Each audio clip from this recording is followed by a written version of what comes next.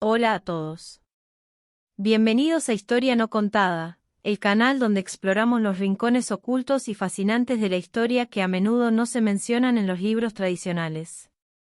Hoy, nos adentraremos en uno de los episodios más radicales y polémicos del siglo XVI, la rebelión de los anabaptistas en Münster, un evento que sacudió las estructuras religiosas y sociales de su tiempo y dejó una marca imborrable en la historia de Europa.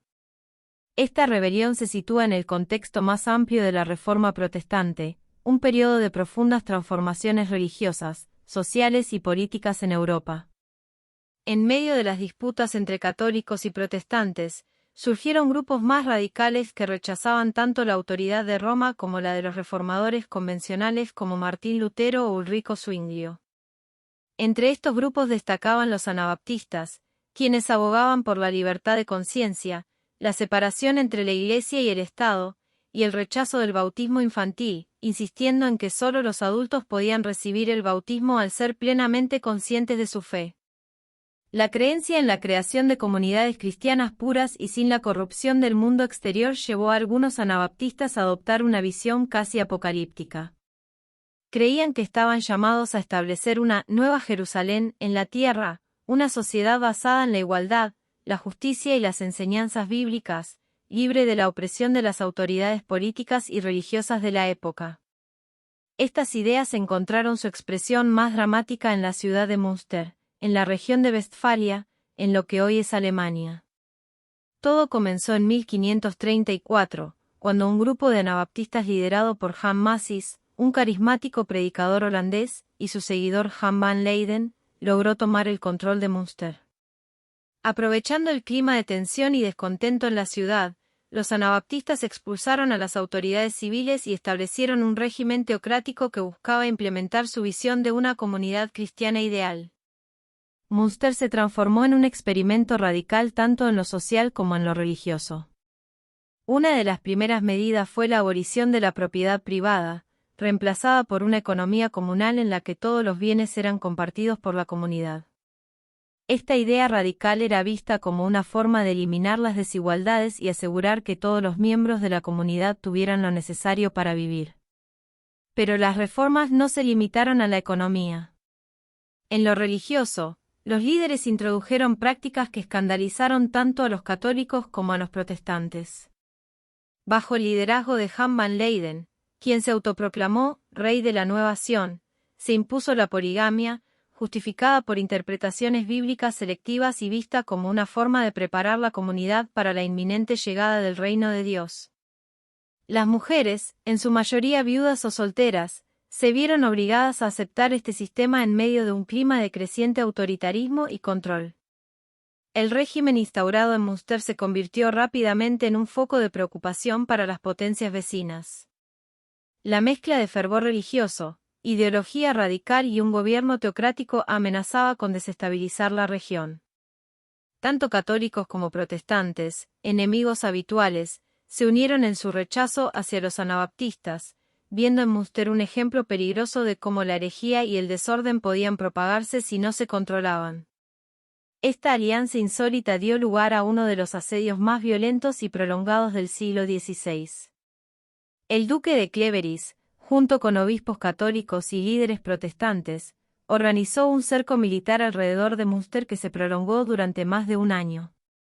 La ciudad, bajo un bloqueo total, enfrentó una situación desesperada.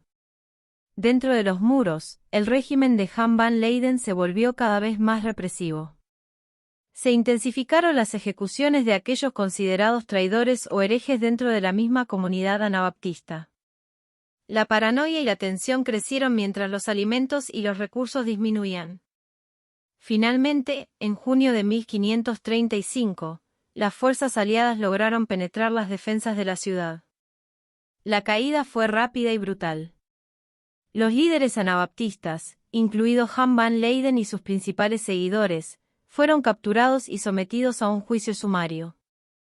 Fueron torturados y ejecutados públicamente como una advertencia para otros movimientos radicales que pudieran surgir. Los cuerpos de los líderes fueron exhibidos en jaulas colgadas de la iglesia de San Lamberto, donde permanecieron durante décadas como un macabro recordatorio del precio de la rebelión. Aunque la rebelión fue sofocada con brutalidad, sus efectos resonaron en toda Europa. La rebelión de los anabaptistas en Münster se convirtió en un símbolo tanto de los peligros del extremismo religioso como del temor de las autoridades hacia cualquier movimiento que desafiara el orden establecido. Para los reformadores protestantes más moderados, como Lutero, este evento confirmó la necesidad de mantener la reforma dentro de ciertos límites para evitar la anarquía. Para las autoridades católicas, Münster fue una prueba de la necesidad de mantener un control rígido sobre las interpretaciones religiosas para evitar la propagación de herejías. Sin embargo, a pesar de su aparente derrota, el movimiento anabaptista no desapareció.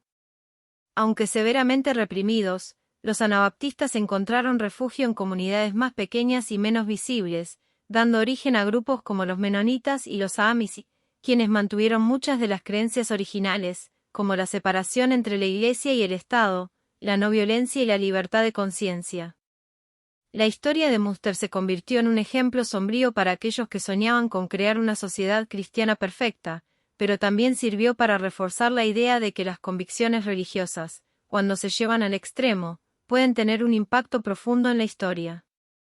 La influencia de este movimiento se extendió más allá del contexto europeo.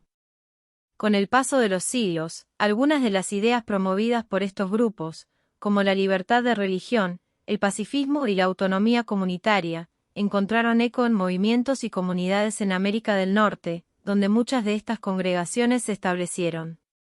Así, lo que comenzó como una revuelta local en una pequeña ciudad de Alemania terminó influyendo en la configuración de sociedades y modelos de vida en otras partes del mundo, demostrando que incluso los movimientos más radicales y marginados pueden dejar un legado perdurable.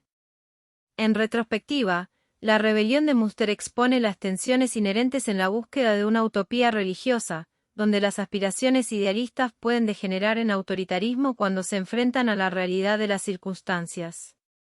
A medida que la comunidad anabaptista intentaba dar forma a su Nueva Jerusalén, también se vio atrapada en un ciclo de represión, miedo y fanatismo, transformándose de una comunidad revolucionaria en un régimen opresivo que justificaba sus acciones en nombre de la fe.